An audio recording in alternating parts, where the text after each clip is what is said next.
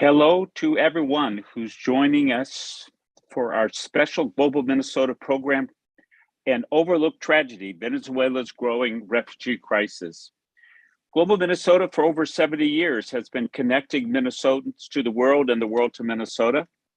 And we have the opportunity today, it's a very special day, UN World Refugee Day, to bring forth a new way of thinking about one of the most important of the refugee crisis happening on the planet, but also a chance to think about how did it become that Minnesota is the state with the largest number of refugees per capita.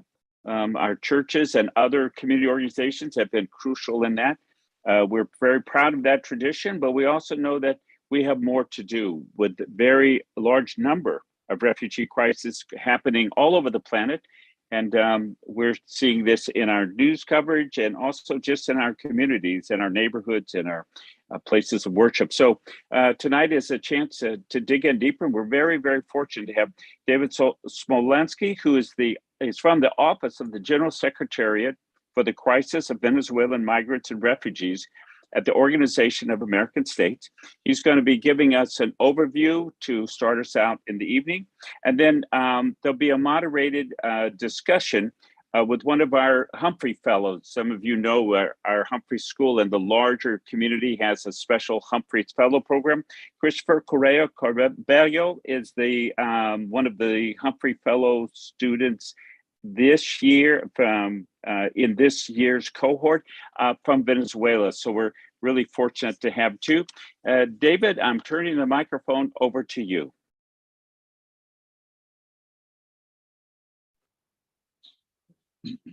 Thank you, Mark, and thank you, Venezuela first for inviting me on such an important day, which is the International Refugee Day. I would like to start my words today before expressing my gratitude to you for inviting me, but also to all the refugees in the world, which are more than 80 million, and more specifically to the more of 6.2 million Venezuelans refugees who have fled my country due to different reasons, such as human rights violations, violence, lack of food, lack of medicine. Today is your day. Today we remember you more than any other day, and to remind to everyone that being a refugee is right for someone who has been forced to flee their homeland. Having said that, I would like to present our latest report, that it will be almost a breaking news on this conference about the Venezuelan migrants and refugees. I prepared some slides to share on this conference that will take the videos that I have to my words, and then to have a chat with my good friend Christopher Correa. So if I may, I'm gonna share, if it's possible, to share my I don't know if I can do it, my slide I prepared. Yes, we have. So here you have the Venezuelan migrants and refugee crisis. So first of all, the Venezuelan migrants and refugee crisis is unprecedented in the region. This picture, I took it 3 years ago. This is a lady that was forced to flee Venezuela in 2019, and she was selling their energy drinks, sodas, and water to survive in Colombia. You see that river is what separates Colombia from Venezuela. On the other side of the river, that people were in Venezuela, and the majority were trying to get to Colombia. As we speak today, this is our latest figure. 6.2 million Venezuelans have left the country, which is over the 20% of the population. So 1 out of 5 Venezuelans have fled the country.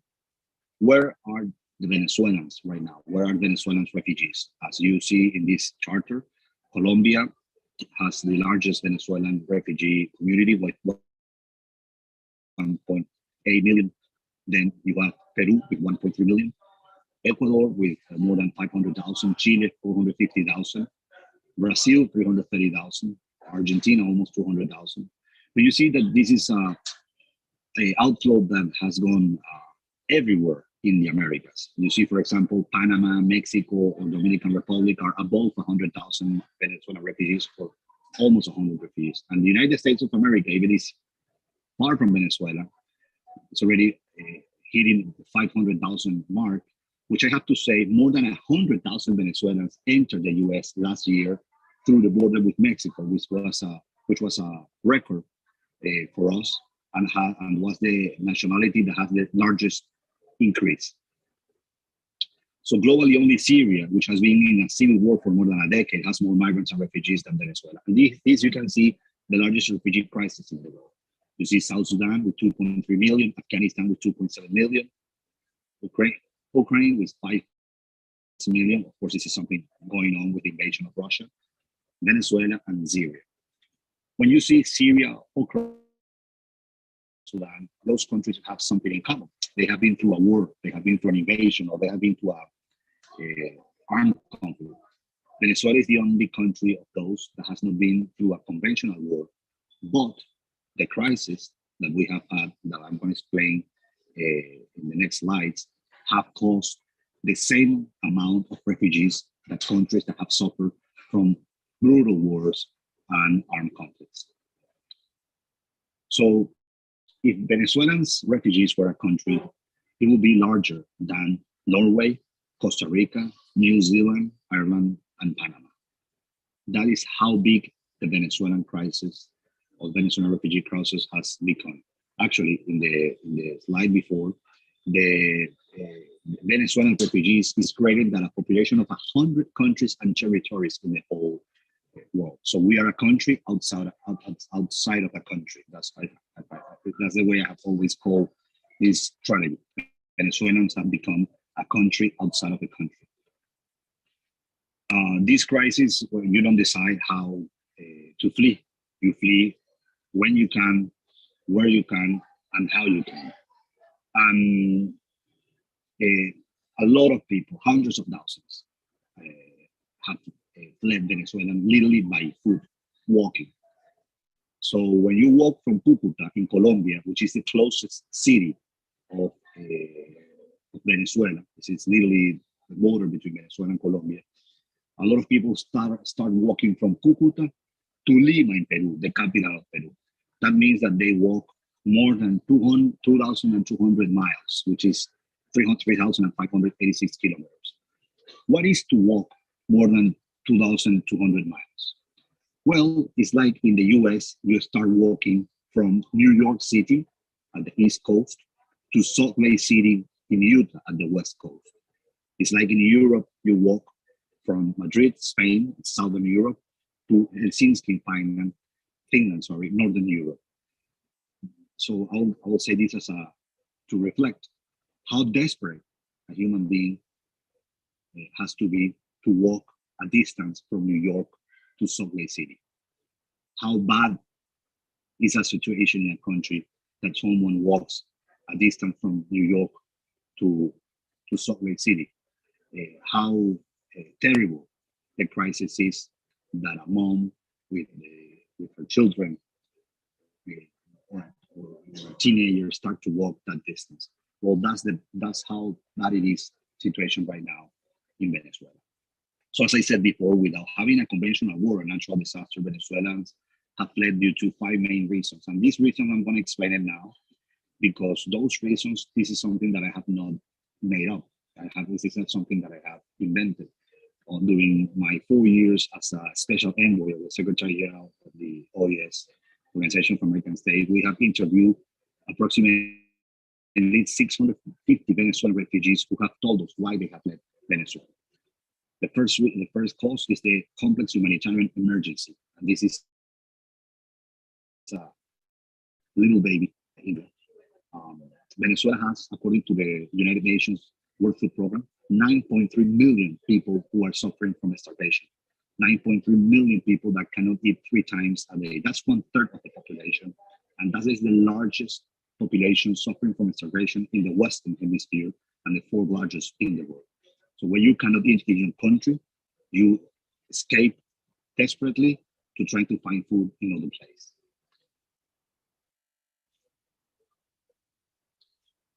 The other reason why people are fleeing is the human rights violations. Since 2014, more than 18,000 extrajudicial executions has happened in Venezuela, according to the General Secretariat of the Organization of American States. And many of the crimes committed during the last decade are considered crimes against humanity, according to the United Nations Independent International Fact-Finding Mission report. I have to say also here that since 2014, at least 50,000 people have been illegally detained. So when you have that brutal dictatorship, the only way to find freedom is sometimes it's just going to flee to another country. Widespread violence. Venezuela, unfortunately, is still one of the most violent countries in the world. You can say those. You can see those stats that since 1999, 377,000 people have been killed in Venezuela because of crime. And Venezuela, according to some organizations like Global Peace Index in 2020, is the least peaceful country in the region. Actually, the first wave of migration, the first wave of people fleeing west from Venezuela came because of crime. Then you have the collapse of public service. This is a picture taken from Caracas, a river, when so many people especially on the shanty towns, they don't have access to water, they don't have access to electricity. They went desperate to a river, which is, by the way, contaminated, taking water because they could spend 12 hours, 24 hours, 48 hours without water, without electricity. Just in 2020, more than 157,000 blackouts happened in Venezuela, and 92% of households in Venezuela do not receive water continuously. And last but not least, the economic collapse. You see all those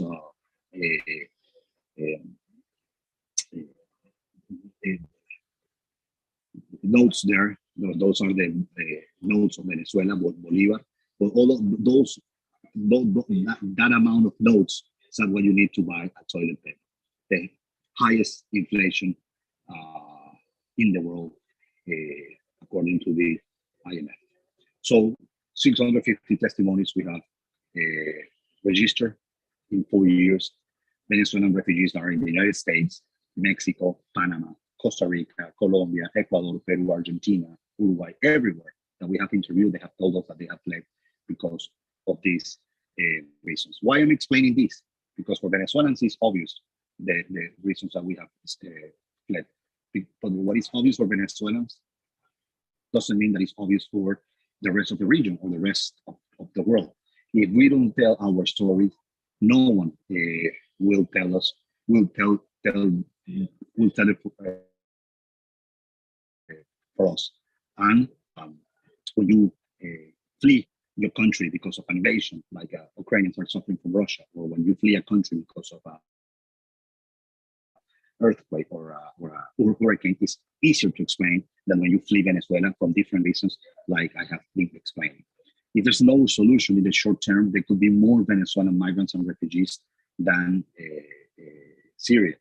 And actually, even though the restrictions due to COVID-19 since March 2020, at least 1.2 million Venezuelans have fled the country. This is something very important. And as I said, this report is kind of a breaking news that I'm sharing with you today. And I prepared those slides for this conference. This is one of our main findings. So in 2 years, even though with the borders closed most of the time, 1.2 million Venezuelans have fled the country. That's 20% of the total. And the vast majority of those people have been forced to flee through irregular paths, or have been forced to flee through the sea. that they're risking their life, but they choose to take that risk before staying in Venezuela and suffering of the things that I explained before. So you can see that from October 2021 until April 2022, where the borders were open again, 1,700 Venezuelans are fleeing daily. So this is still a very important number. And before the borders were open, between 700 and 900 people were fleeing daily. So this is something that still, as I said, very high, especially when migration flows in the whole world has decreased due to the restrictions of the border. So that means right now, 1,700 people flee daily. Venezuela, that means that 70 people flee the country every hour. So by the time this conference ends, 70 Venezuelans will be out of the country. So our projections is that by the end of 2022, from 6.2 million, it could be to 7 million Venezuelan migrants and refugees. That will mean that this crisis will become the largest in the world, even above So one of the main challenges is the funding of this crisis. You can see on this slide that a Syrian refugee approximately have received $5,000 per capita, while Venezuelan refugees $440 per capita. That changed a little bit month by month. But at the end of the day, is the international community has provided 10 times more the crisis for the crisis of Syria, of the Syrian refugees than Venezuelan refugees. So this is concerning because Venezuelan refugee crisis projects to be the largest in the world, but the most underfunded. And you can see here with the comparison of the total, not only with Syria, but other crises like the South Sudan, which even though South Sudan has less than 3 million refugees, we have received approximately 3 to 4 times more of the donations. So as I said, it could become the largest refugee crisis in the world and the less underfunded. And I wanted to finish this presentation with this picture, which is shocking. It was taken by Go Nakamura from Reuters. This is it was approximately 8 months ago. This is a 75-year-old Venezuelan that was trying to cross Rio Grande from Mexico to the US. And she was saved by this guy who was also a Venezuelan refugee that arrived to this country before her, approximately 2 years ago. So this is shocking to me because, as I said, how desperate a human being needs to be that even though with no word, natural disaster people, with all of the reasons that I explained before, they are forced to flee their country, even though when you are 75 years old. So we have a lot of challenges on this crisis. Unfortunately, the longer Maduro's regime stays, the more people are going to flee. This is something that will not stop. Every day, as I said, Venezuelans are fleeing. And I think there are some policies that need to be implemented, and with this I'm going to end. First of all, the governments of the region need to speed up the process of provide permanent protection or temporary protections to those who have fled Venezuela. Only 2.8 million Venezuelans out of the 6.2 that have fled have received some type of protections. So more than 50% still don't have any documentation. Second, the region needs to do more tackling discrimination and xenophobia. No one should be attacked or should be discriminated because of their nationality. Third, something that is increasing quite a lot, and I'm quite concerned, is human trafficking. The region needs to do more to tackle human trafficking, which 9 out of 10 are women, and those women, the vast majority, when they are victims of human trafficking, they are victims of sexual abuse. And also something that sometimes is forgotten on this type of crisis. So many governments, organizations focus on the humanitarian assistance, which is really important, like medical assistance,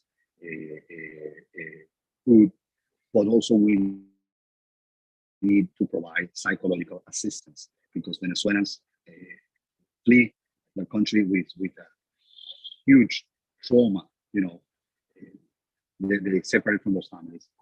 They flee the country where they have grown up and they have worked and they have studied, where they have lived all their life to start a new life. And if that something is not assisted psychologically, that could have serious consequence on the next year. So from our office, I have to say that we have provided plenty of policies to protect Venezuelan migrants and refugees in the region. Some of them are implemented in countries like Colombia, Peru, Ecuador, Brazil, Costa Rica, the US, among others. But also another mandate of our office is to, through testimonies, have plenty of evidences that white people are fleeing Venezuela. The biggest lesson is that when you don't have democracy, when you don't have freedom, when you don't have rule of law, you can have refugees and outflows similar to the ones that have suffered from war and natural catastrophe. Thank you so much again for inviting. And now I give the floor to Christopher. Thank you, David Smolansky. Now I would like to welcome Christopher Correa. Correa is the author of the book Inclusive Urban Regeneration, in which public policies are proposed for poverty eradication in cities through capacities and freedom enhancement. He's a political activist for democracy who has held different positions in the Venezuelan government. And at the Andres Bello Catholic University, Correa is a professor of public management. Correa has also just completed a Fulbright Professional Development Program in public policy, the Hubert Humphrey Fellowship, and currently he coordinates efforts to restore democracy in Venezuela, working alongside President Juan Guaido. Christopher, welcome, and you guys can take it away. Thank you, Carolina. Well, this is complicated because we know all of this, David, but after listening to you again about all these facts, it's like hitting you on the face again, like, well, it's so shocking. Well, anyways, thank you, Carolina. Thank you, Global Minnesota, Mark, and everyone for having us here talking about this situation. Well, as Carolina was saying, I was actually living, and Mark, I was living in Minnesota until like a month and a half ago. So I missed the good part of the Minnesota weather. So I hope that the people that are listening to this conversation and are living in Minnesota are having a very good time, because I only could experience the extreme weather and maybe the coldest climate on Earth. Well, I just wanted to say that I also, besides of that, I really value the experience that I got in Minnesota and the extraordinary people that I met, such as the staff of Global Minnesota, the staff of the University of Minnesota, and well, the whole community there, because you are all very aware about these international topics and how to engage and how to be most supportive with people from all around the world. Well, at this time, as we talked previously, I think that we should have a conversation to go deeper about all the things that you were talking about, David, because you show a lot of information, a lot of data, a lot of info about what's going on with the refugee crisis in Venezuela. But you have been through this, but when I was talking about the crisis in Venezuela, especially about the diaspora, the migrants and refugees, people wonder, and you explain the causes, but I want you to go deeper on that. Because people in the States usually wonder about what are the causes and the roots of this? You ended up your talk speaking about, well, this is because of the lack of democracy. But people wonder, like, does the do the U.S. sanctions have something to be with, have something to do with the Venezuelan crisis? I mean, what are the real causes of this? I mean, when the crisis of the country started, and when maybe the sanctions against individuals and so on to Venezuela started. And yeah, I would like to start from that point, because I know that you can explain that better. Thank you, Christopher. And that's a very good question. The root of causes, those those are there are five, which are the ones that I explained: human rights violations, general violence, lack of food and medicine, the humanitarian crisis internally, which is, as I said, Venezuelans, unfortunately, we are the fourth largest population in the world with suffering from starvation, the economic collapse, and the lack of basic services such as water and electricity. Christopher, I have interviewed, as I said, on my office with my team, approximately 650 Venezuelan migrants and refugees in the whole continent. No one has told me that I fled Venezuela because of the sanctions. And I want to be crystal clear here. There is a myth that some Venezuelans have fled because of the sanctions, or the situation in Venezuela has got worse because of the sanctions. We've been suffering from a rural government, rural dictatorship that has been in power for 23 years. And especially the last decade has been the worst that probably any country in the region have suffered. The economy in Venezuela has been reduced 80%. The size of the economy today in Venezuela could only be compared with countries like Trinidad and Tobago or Nicaragua, where we used to be the fourth or the fifth largest economy in the region. And when we used to be in the past, when we had democracy, one of the most prosperous economic system, not only in the region, but in the world. It was an example. So it is not true that people are fleeing because of sanctions. I have to say that sanctions that are targeted against the ones who are responsible of human rights violations, crimes against humanity, money laundering, corruption, drug trafficking, I think are good policies. And those policies, by the way, have not only been implemented by the US. Countries like Canada, Panama, the European Union have also done that. So when you cannot find justice in your country, when you cannot find rule of law, you need to go to international instances.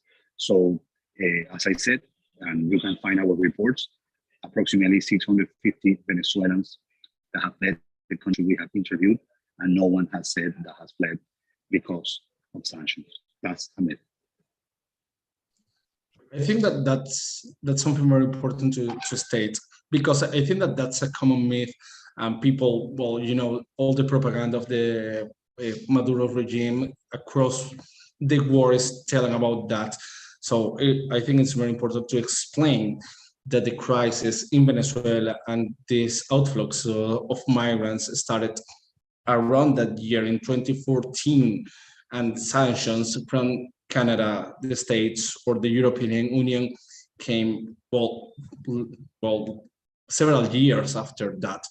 So I think that's a very important point to explain.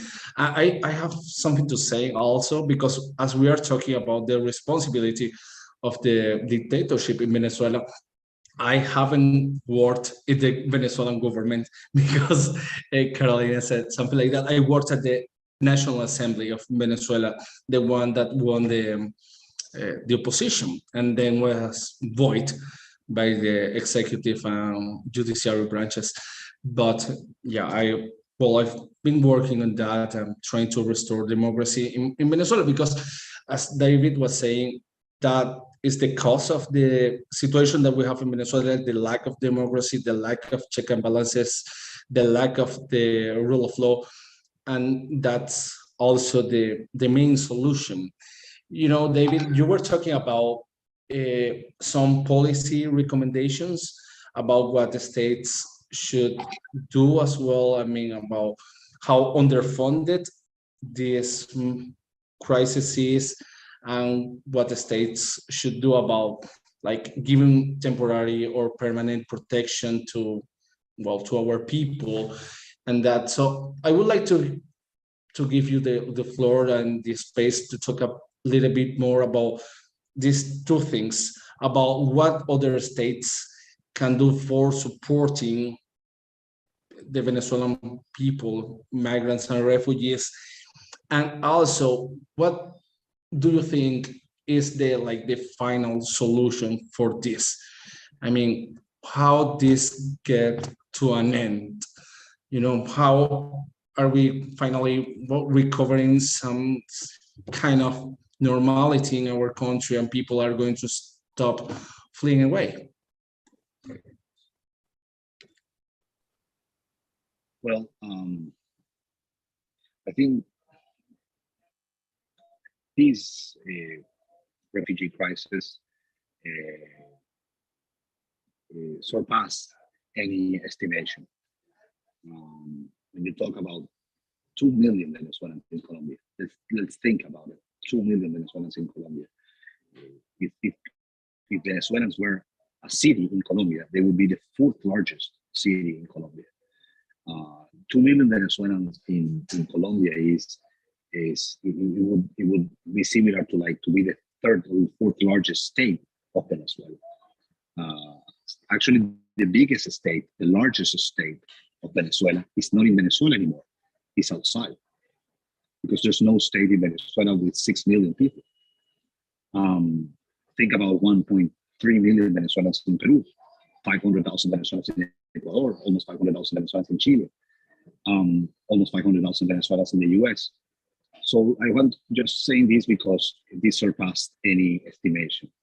So the region has, the governments of the region, I have to say, they have done what they could do.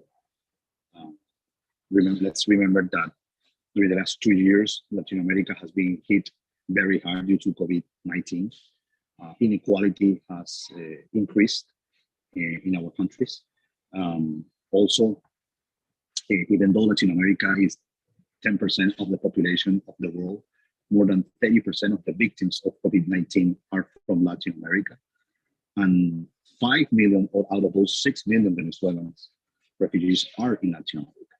So this is a very complex crisis that has become even more profound due to COVID-19.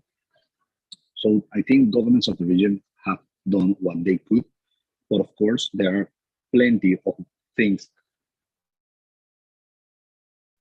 to do because people keep fleeing Venezuela. This is not something that has stopped. People are fleeing. If we organize this same conference in 3 months, I won't be talking about 6.2 million Venezuelan migrants and refugees. Probably will be 6.4, 6.5. So, as I said on my presentation, I think one of the main challenges that the region has is that they need to speed up the regularization of Venezuelans. So, more than 3 million Venezuelans out of 6.2 million don't have any documentation at all. So they're unemployed, they're in an informal economy, they're homeless, they're in a very vulnerable situation. So to provide documents to those Venezuelans who have been forced to flee their country need to be faster. That's one thing. And for me, that's the main challenge in 2022. The second thing is that they need to be more coordination between local authorities and national authorities in the different countries to implement policies against xenophobia and discrimination. Sometimes when we speak about xenophobia, we think, oh, well, the president needs to get a policy, or the Ministry of Foreign Affairs, or the Organization of American Citizens, or the United Nations. And I always say this, and probably I say this because I am a former mayor. What about the local authorities? The first authority that a migrant see, that the migrant interact is with the local authority. So we need the local authorities from Latin America to be more proactive, promoting policies against discrimination and xenophobia, coordinated with international agencies and, of course, with their federal governments. Third, something that I'm really concerned is the increase of human trafficking, which 9 out of 10 victims are women, and the vast majority of those women, when they are victims of trafficking, they're sexually abused. I think there needs to be more coordination to tackle this crime. You have so many criminal networks. One of, by the way, some of them are in Venezuela, because the recruitment starts in Venezuela, especially on the states that are bordered with the Caribbean coast. So more funding not only to provide humanitarian assistance, more specifically on food and healthcare, but as I said before, I think we need more programs on psychological assistance, legal assistance. So that was, of course, I could keep talking about other policies, but I would say that those are the most important. And with all your question, when this stops, Christopher, this stops when Venezuela restores democracy. This stops when Venezuela restore freedom. This stops when Venezuela restore rule of law. This stops when Venezuela becomes a country with opportunities to study, to work, to entrepreneur, for everyone, especially for young people, for new generations like the one that you are part of, because many of the people who are fleeing are young people. We're talking about when you see if I'm not wrong, approximately 80% of the Venezuelans who have fled are 40 years and old and younger than that. So the longer Maduro stays, the longer the dictatorship stays, the longer this crisis that I have explained stays, unfortunately more people are going to flee. Maybe you can have a day where 5,000 people fled, and maybe you have another day where 2,000 people flee. And some people could say, oh, the crisis is decreasing. People are fleeing anyway. And when you have such a profound crisis that we have been suffering in Venezuela, the probability is that people will always try to escape and find the opportunities and the liberties that they cannot find in Venezuela. Very true. I 100% agree with that. I think that, as we started this conversation, the root of this crisis is the lack of democracy, is authoritarianism, is the corruption, is the lack of freedom. And the solution of this is all the opposite, to have, again, democracy, freedom, rule of law, a country that provides opportunity for everyone. So that's the end of the crisis. But in the meantime, there are things that governments can do and should be doing. And I think that you do very well at recognizing also that some governments has been doing things that are really impressive. I would like to state, for instance, what the Colombian government has done. I mean, because they are not a classic, like a developed country, and they have receiving an important amount of migrants from Venezuela and crossing by foot and by different ways, and that has been a challenge for Colombia as well. And they have been doing the best they can, and they have been doing really well. I think that the Colombia government is a good example, or has been a good example about how to deal with the situation, maybe. But for sure, you know better about the specific policies around this. But from Global Minnesota, they are telling us that we have a question that you can see here on the chat, David. People are asking about, and I read it. Did the countries gathered at this recent Summit of America come up with any statements or actions in response to the Venezuelan refugee crisis? I don't remember about that. And also some countries didn't go to the summit because Cuba, Nicaragua, and Venezuela, obviously authoritarian regimes, were not invited. And so some countries as Mexico didn't attend. So do you have any, what people are asking if you have anything to say about this situation or to the leaders of those countries? Well, starting from the second question, I agree when dictators are not invited to a summit that promote democracy, to a summit that promote diversity, to a summit that promote liberties. And so I agree that they were not invited, and it is concerning and shameful that there were other presidents that didn't go to the summit because dictators were not invited, especially the case of Mexico, which is the public. It is publicly known that it has been the host of some dialogue and negotiations with some governments of international community as witness between the regime and the opposition. And when they decide to not go, I think they are losing neutrality. That's my personal opinion. On the first question that you said on the South America, I urge everyone to look for the Declaration of Los Angeles, the Declaration of Los Angeles. That was a very important document that was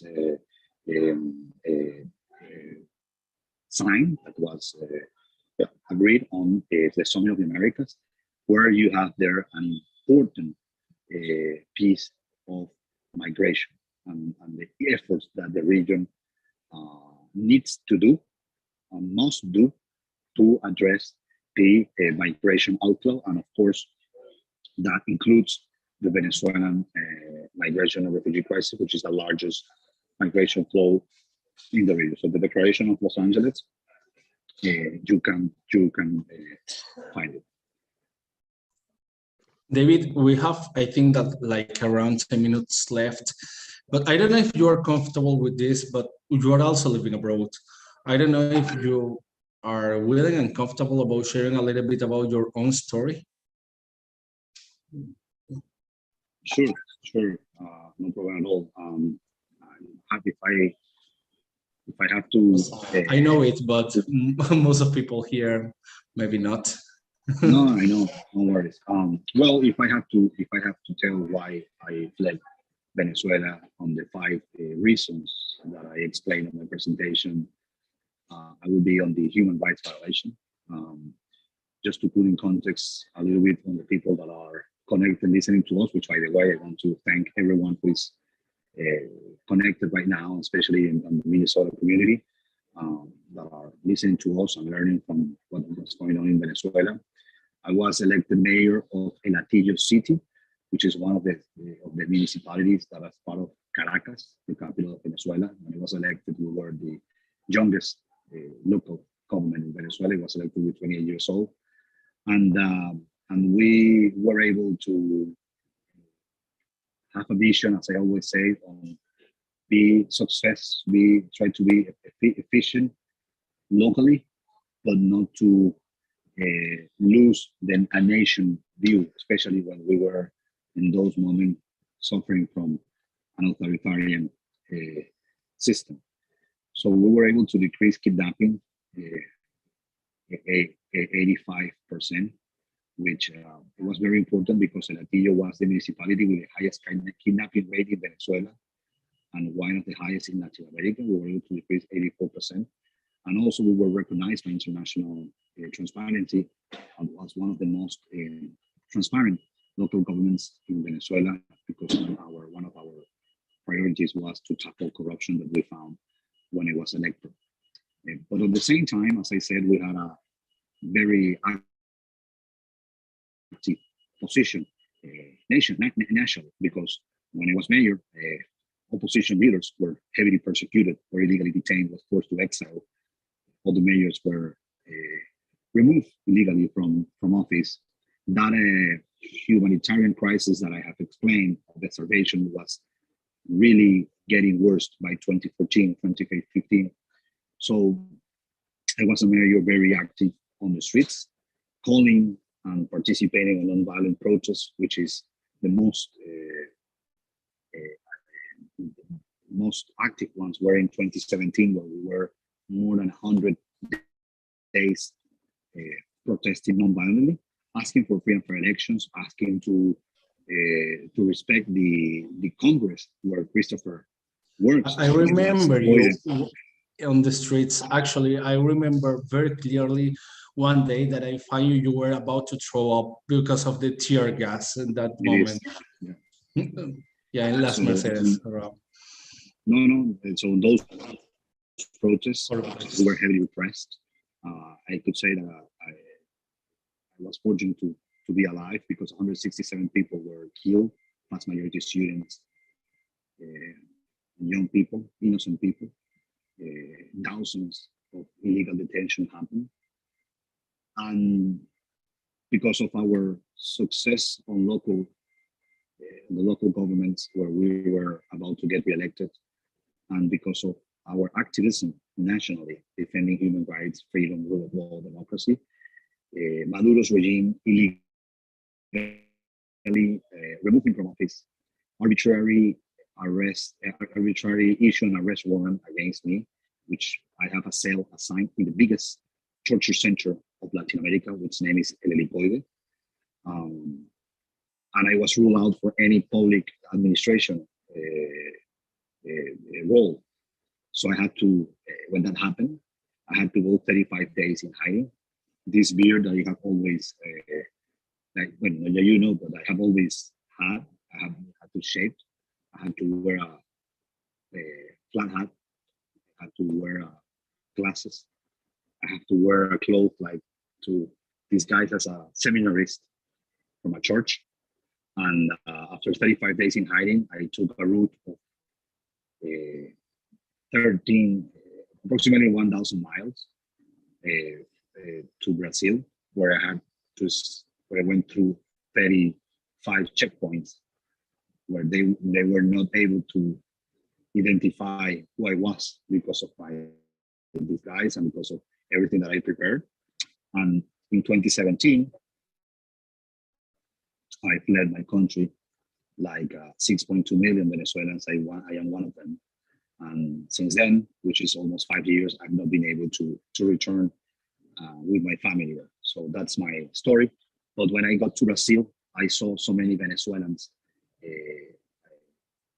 getting to Brazil as well. Even though I had to flee through a jungle, when I got to the nearest city, which is Boa Vista, 2 hours from the border of Venezuela, and I got to the airport and I saw someone very old selling candies.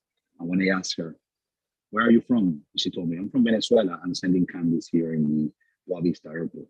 And then I saw another guy selling cigarettes, and he was like 70 years old. And I said, "Where are you from?" "I'm from Venezuela, but to survive, I'm selling cigarettes here in the airport." And then when I got to the airport, I saw a huge family sleeping on the floor of the airport, waiting for an opportunity to buy a flight ticket to go to other country or to other city in Brazil. And when I approached them, I said, "No, we are from Venezuela." And when I started to see that, and by that moment we were only 1 million Venezuelans, migrants and refugees, I thought, who is working on this? Who is creating policies to protect these people? This could get worse if Maduro, at that moment, manages to keep in power. We're going to see more people fleeing. And unfortunately, that's what happened. Maduro has been able to contain power. And from 1 million people that we were outside Venezuela, now we're 6.2 million. So when I saw that, I said, well, I am in exile. And it's very difficult for a politician to be in exile. It's very difficult for a public servant to be in exile of how you can keep working for your country and keep linked to your country when you are overseas, and especially when you are forced to be overseas, because this is not a life that I chose. This was really because if I didn't do that, I would be detained. I would be illegally in a jail, or it could be even dead, because we know that Christopher, that in that jail, some political prisoners have been killed by the regime. So when I saw that, I said, well, you know what? Doesn't matter how long my exile will get. Hopefully, it's as short as possible. But I I will maintain my work for Venezuela. And now, well, I'm creating those policies with many other governments, with many other international agencies, with the civil society to promote, to protect, to integrate those who have fled, but at the same time to raise awareness on why people have fled Venezuela. If we don't tell our stories, no one will tell it from us. So my other reflection today for Venezuelans, if they are connected, please share your story. Why did you flee Venezuela? How did you flee Venezuela? How difficult was to get if you are now in the US or any other part of this continent? Which have been the challenges that you are facing right now? That will make us stronger. And that will prepare us by the moment that we have when we rebuild Venezuela, but that also will create awareness on the people who are receiving us and probably don't know with details what's going on in Venezuela. Thanks. And now you are working at the Organization for American States, leading an office for coordinating efforts for supporting refugees. David, we are getting to an end. You just asked to Venezuelans to speak up, to share their stories. But is there any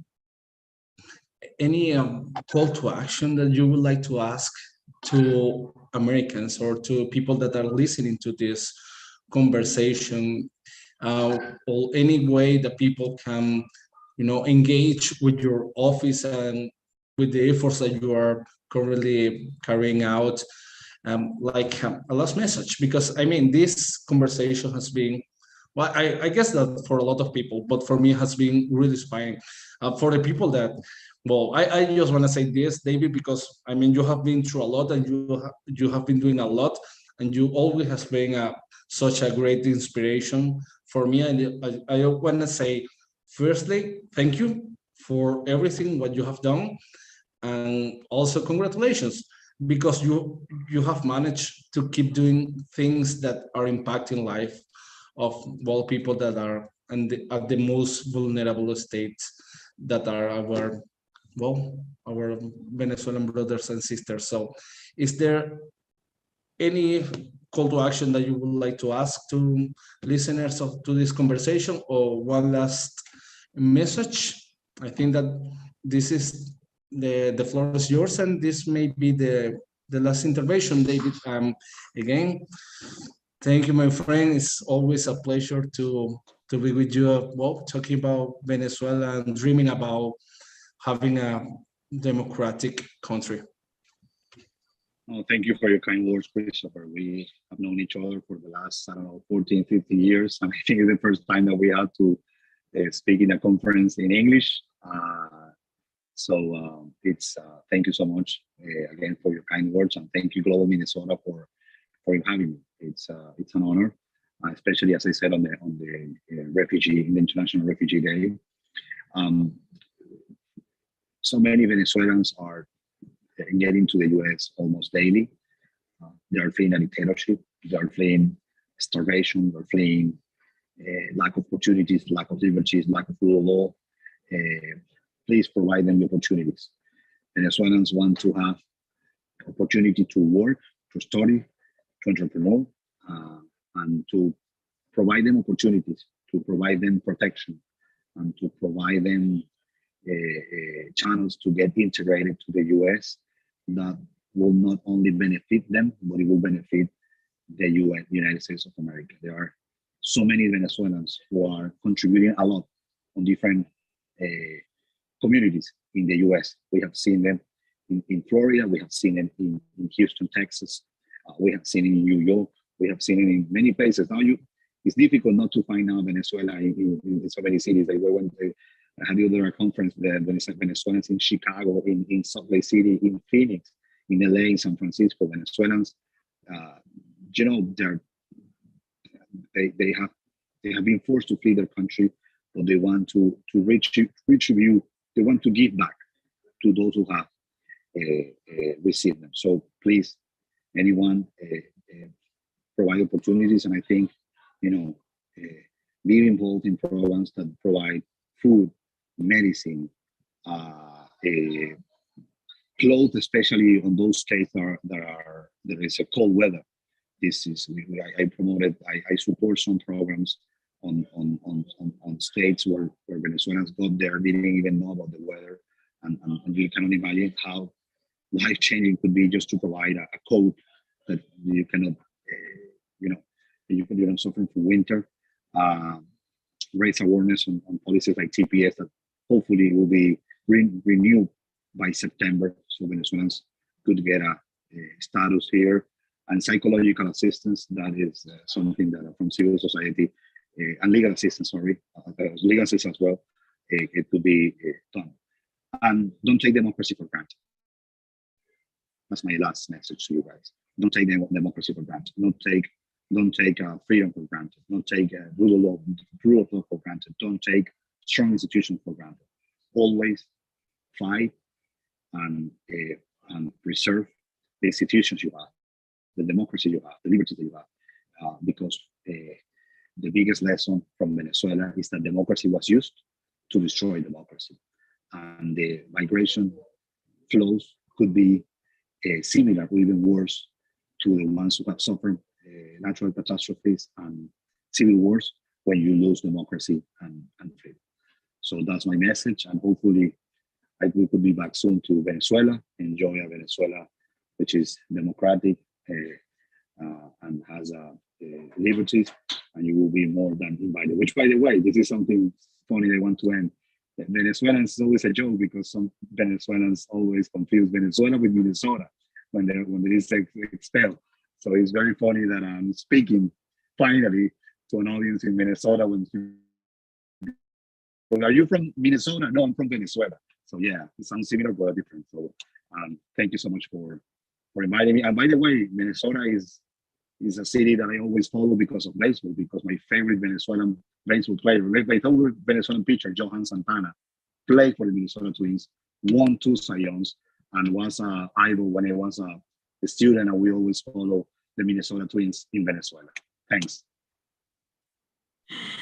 Gracias, David. Gracias, Christopher. Thank you, everybody. Thank you so much. And thank you for leaving us with that beautiful human message of reach out. There's so many people around us in our neighborhoods, in our communities, in our offices, in the building that we work in, all over, from Venezuela, from any other place, and even within our own communities, that with just a simple act of helping somebody else, how are you doing, providing a coat, making sure that you're voting every time there's a possibility for you to vote, and getting out there and just using your right to vote to make sure democracy stays in your community, right? And thank you for inviting all of our audience to participate this way in this special day. And thank you for talking to all of us, even though we were nervous that you might not make it in time, but we are happy to have both of you here. And thank you again. And thank you everybody that is listening. If you have any more, any questions or any would like to know more about our future upcoming events, please make sure that you check our website, globalminnesota.org, and stay tuned. There's a lot more coming up for us.